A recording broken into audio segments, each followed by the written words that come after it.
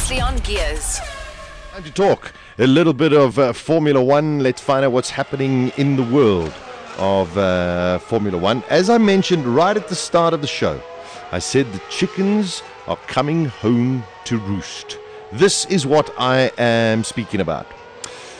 Beginning of the season, there was much speculation. I spoke about it at length on air, talking about too many pay drivers, meaning drivers who are actually paying for their seat within a team. And because of financial hardships, I suppose, worldwide, all of a sudden it's not that easy to own a Formula One team and pay a driver millions and millions of dollars. So the driver comes with their millions and millions of dollars to secure their seat. Now, sometimes it can backfire, and we're seeing this at the Caterham team. Charles Pic, who had a season last year with Marussia, is in the team, and Guido van der Garde is the new driver that has joined. They dropped the likes of Timo Glock and Timo Glock, was Marussia. They dropped the likes of Vitaly Petrov and Heikki Kovalainen. All of a sudden, Heikki Kovalainen is set to return to Formula One action this coming weekend already in a testing role for Caterham. Now, this is how I see it. And Caterham must be shooting themselves in the foot now, because they let Heikki go. Now all of a sudden they need his help. So I can tell you, more than likely, they're paying double to get Heikki Kovalainen back, just to get him to agree to come and help them out in the setup and the preparation of the car. I will put my bottom dollar that Heikki Kovalainen going out in the car on Friday morning in the first free practice, because that's what he'll do in place of either Charles Pic or Guido van der Garde, will be the quickest Caterham car on the circuit. He will help them set that car up, and he will give them all of the expertise that they need.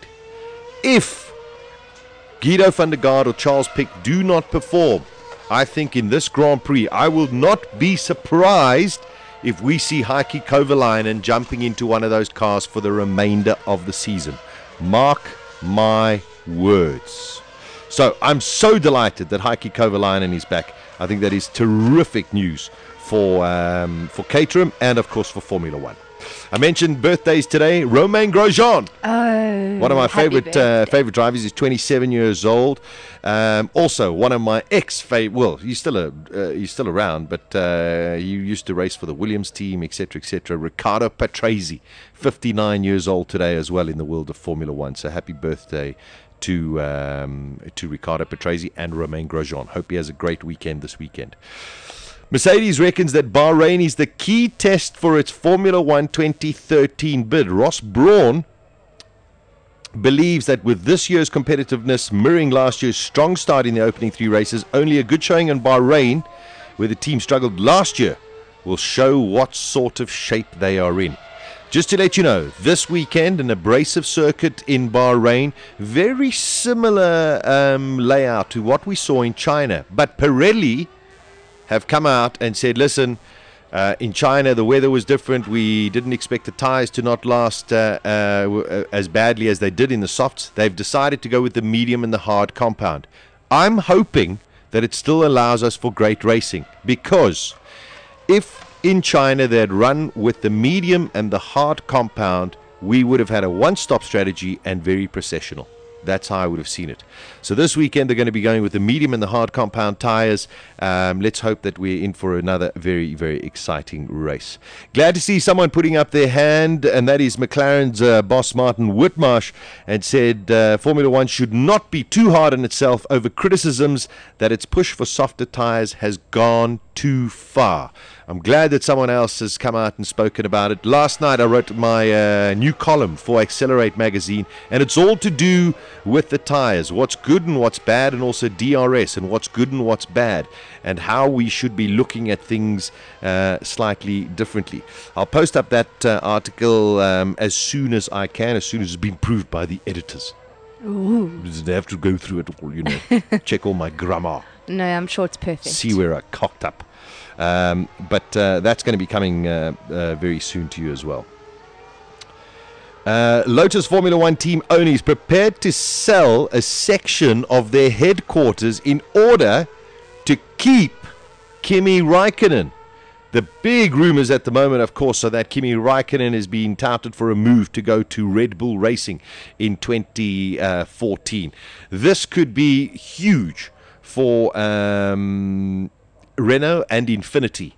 If they manage to secure, even though the Lotus runs the Renault engine, next year the Red Bull will definitely be looking at expanding their interests, of course, with Infinity. So let's watch that story. But the owner of Lotus had said, listen, I'm prepared to sell a stake as long as I can keep Kimi Raikkonen. So Kimi Raikkonen comes in and goes, holy whack. Here I am coming for a little bit of fun, and now all of a sudden I've got massive amounts of money.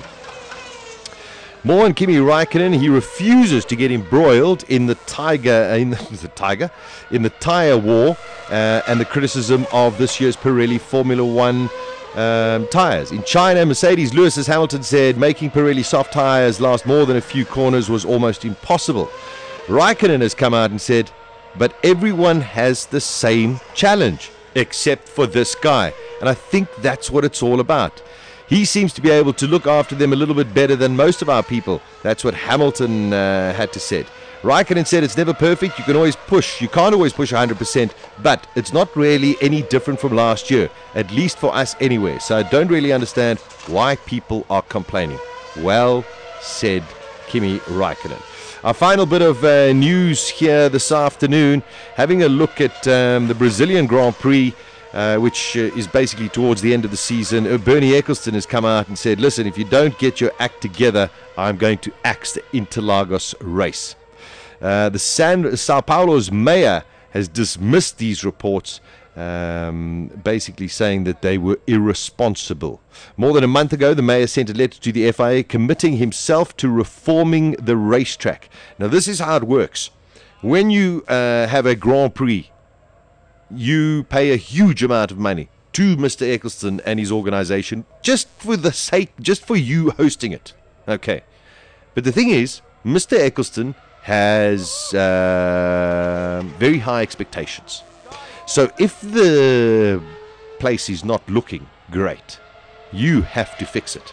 He's not going to fix it for you, and if you don't fix it, then he will take the Grand Prix away from you. We all want to see more racing in Brazil, so let's hope the mayor finds the money, makes it look pretty again, because number one, it's a magnificent circuit, and number two, the people in Brazil really, really love their racing as well. There we go. That's a look at Formula One. Don't forget Absolute F1 later on this evening. We will look forward to this weekend's Bahrain Grand Prix. I saw question, Daisy. Yes, I saw. It's kind of motorsport related, but I saw a picture on Twitter. Yes. Was that his daughter who Bernie Eccleston's daughter on the Which cover one? of Tamara. Playboy? Yeah, Tamara. Wow. Power, eh? Thank God she looks like a mother. No, it was just a very hectic picture. Yeah, no, it's okay. It's okay. All right, so there we go. Picking a number. Daisy, number between 1 and 8. 7. 7. Here it is. We'll be talking to Luke. Weekdays from 12 to 2 p.m. Central African Time. Beautiful. Gearz with Sasha Martinengo on bulls.co.za.